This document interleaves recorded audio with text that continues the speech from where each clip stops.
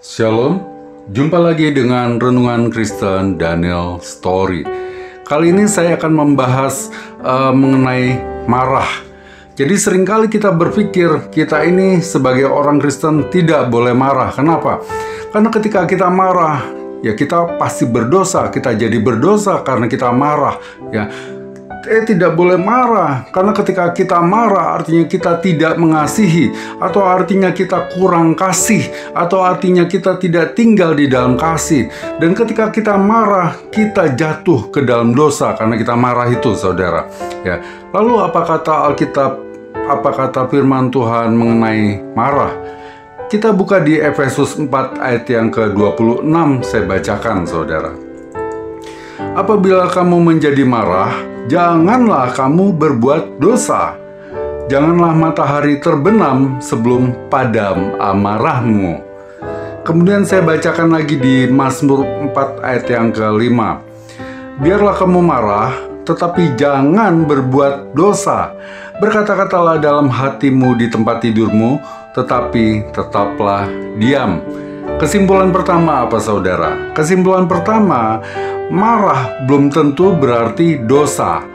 Marah tidak selalu artinya saudara sudah berbuat dosa. Marah tidak selalu identik dengan dosa. Kemudian saya bacakan ayat berikutnya di Keluaran 32 ayat yang ke-19. Latar belakang ayat ini adalah ketika Musa menerima Taurat dari Tuhan dalam bentuk 2 loh batu, dan kemudian dia turun dari Gunung Sinai, dia malah mendapati umatnya menyembah anak lembu emas. Ya, saya bacakan Keluaran 32 ayat yang ke-19. Dan ketika ia dekat ke perkemahan itu dan melihat anak lembu dan melihat orang menari-nari, maka bangkitlah amarah Musa. Dilemparkannyalah kedua loh itu dari tangannya dan dipecahkannya pada kaki gunung itu. Kemudian saya bacakan ayat lainnya di Bilangan 12 ayat yang ke-3.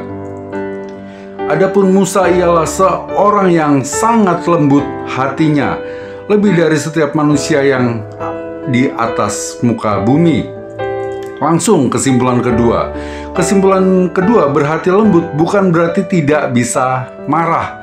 Sekali lagi, saudara, berhati lembut bukan berarti tidak bisa atau tidak boleh marah. Kemudian saya bacakan ayat lainnya di 1 Samuel 11 ayatnya yang ke-6. Ketika Saul mendengar kabar itu, maka berkuasalah roh Allah, sekali lagi, maka berkuasalah roh Allah atas dia, dan menyala-nyalalah amarahnya dengan sangat. Ya, bukan sekedar marah, tapi dengan sangat, saudara. Langsung, kesimpulan ketiga apa? Kesimpulan ketiga, roh Allah juga bisa menyebabkan seseorang dituntun pada satu kemarahan tertentu. Ya, sekali lagi saya ulangi kesimpulan ketiga.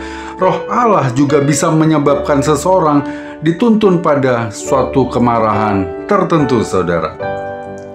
Kemudian saya bacakan lagi di 2 Korintus 11 ayatnya yang keempat. Sebab kamu sabar saja jika ada seorang datang memberitakan Yesus yang lain daripada yang telah kami beritakan, atau memberikan kepada kamu roh yang lain daripada yang telah kamu terima, atau Injil yang lain daripada yang telah kamu terima. Jadi mendengar Yesus yang lain, menerima roh yang lain, mendengar Injil yang lain, itu sabar saja malah dikecam, ya, malah dikritik, saudara. Di Wahyu 2 ayat yang kedua, aku tahu segala pekerjaanmu, baik jeripayahmu maupun ketekunanmu. Aku tahu bahwa engkau tidak dapat sabar terhadap orang-orang jahat, bahwa engkau telah mencobai mereka yang menyebut dirinya rasul, tetapi yang sebenarnya tidak demikian, bahwa engkau telah mendapati mereka pendusta. Jadi melihat sesuatu yang tidak beres dan kita tidak sabar itu malah dipuji. Jadi langsung kesimpulan keempat apa, saudara? Kesimpulan keempat, dalam kasus ini yang sabar malah dikecam, ya. Yang tidak sabar malah dipuji. Berarti kita tidak harus selalu sabar dengan sesuatu yang tidak beres, saudara. Ya. Kemudian kita bahas Yesus ternyata juga pernah marah, saudara. ketika menyucikan bait Allah, Yesus marah loh. Ini gimana menyucikan bait Allah tapi marah? Kita buka ayatnya di Yohanes 2 ayat 13 sampai 17, saya bacakan. Ketika hari raya Paskah orang Yahudi sudah dekat, Yesus berangkat ke Yerusalem. Dalam bait suci didapatinya pedagang-pedagang lembu, kambing domba, dan merpati, dan penukar-penukar uang duduk di situ. Ia membuat cambuk dari tali, lalu mengusir mereka semua dari bait suci dengan semua kambing domba dan lembu mereka. Uang penukar-penukar dihamburkannya ke tanah, dan meja-meja mereka dibalikannya. Kepada pedagang-pedagang merpati ia berkata, "Ambil semuanya ini dari sini. Jangan kamu membuat rumah Bapakku menjadi tempat berjualan." Maka teringatlah murid-muridnya bahwa ada tertulis, "Cinta untuk rumahmu menghanguskan aku." Ini latar belakangnya bagaimana, saudara? Jadi latar belakangnya halaman bait suci ini dijadikan tempat berjualan, ya. Jadi jangan saudara pikir emang halaman nggak boleh jadi tempat jualan, beda kasus, saudara. Halaman gereja, ya, kalau halaman gereja itu biasanya dijadikan tempat parkir, saudara, tempat parkir motor atau mobil, ya. Sedangkan halaman bait suci itu dipakai untuk bangsa-bangsa di luar bangsa Yahudi untuk ikut berbakti kepada Tuhan, untuk ikut beribadah. Mereka tempatnya adalah di halaman bait suci. Nah, sedangkan halaman ini dipakai untuk tempat-tempat berjualan, saudara. Dan kenapa ada tempat jualan kambing domba, merpati, segala macam, saudara? Karena bangsa Yahudi dimanapun mereka berada, ya, dimanapun mereka tinggal, setiap ada upacara-upacara tertentu, ya, ada acara-acara tertentu seperti misalkan Paskah, dimanapun mereka tinggal di luar negeri, sejauh apapun mereka tinggal, mereka harus datang kembali ke Yerusalem, ke bait Allah untuk beribadah. Nah, jadi bayangkan, saudara, untuk orang Yahudi yang ada di luar negeri, mereka harus membawa kambing domba, ya, rasanya sulit, saudara. Karena itu disediakan kambing domba di halaman bait suci dengan harga yang tentu lebih mahal, ya. Kalau ada orang yang bawa kambing domba sendiri, ingat, ada spesifikasi tertentu, harus tidak bercacat, ya.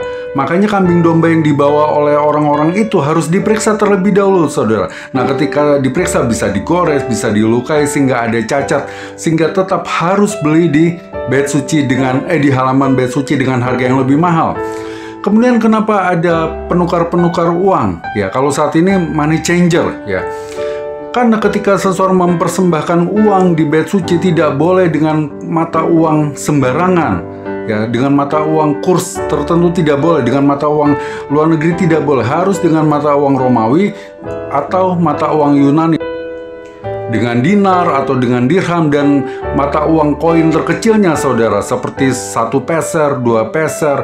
Dan ketika saya juga menukarkan kursnya itu, saya dirugikan, saudara. Jadi kalau saya analogikan ke saat ini, ketika saya menukarkan $1, saya tidak dapat 14.000, 15.000, ya. Di halaman bait Allah saya akan mendapat hanya mungkin 10.000, mungkin 7.000, ya. Jadi saya dirugikan, saudara, ya. Nah, motif-motif kecurangan seperti itu yang terjadi di halaman bait Allah, di halaman bait suci, ya.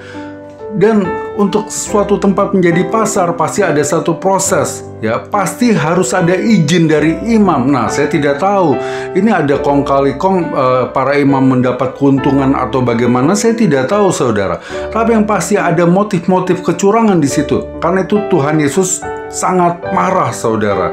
Jadi bukan masalah berjualannya, tapi motif kecurangan ini, dan menjadikan halaman bait suci menjadi tempat jualan, padahal itu tempat beribadah juga, saudara.